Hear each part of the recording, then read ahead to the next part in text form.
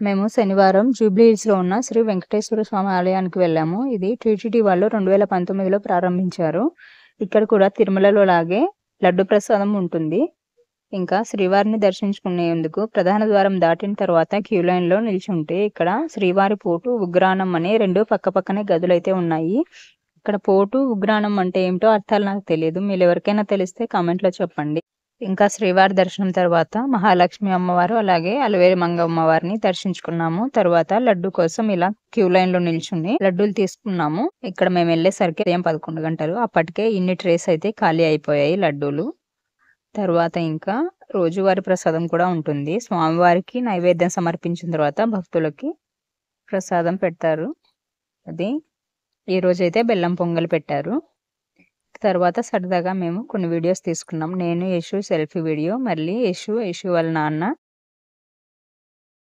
తర్వాత యశు నడుచుకుంటూ వస్తుంటే నేను వీడియో తీశాను. ఇప్పుడు స్వామిని దర్శించుకోవడానికి తిరుమలకే అవసరం లేదు. జూబ్లీ హిల్స్‌లో ఉన్న ఈ గుడికి వెళ్ళి అక్కడ లడ్డు ప్రసాదం కూడా తీసుకోవచ్చు. మీరు ఎవరికైనా తెలుసా ఈ విషయం కామెంట్ చేయండి.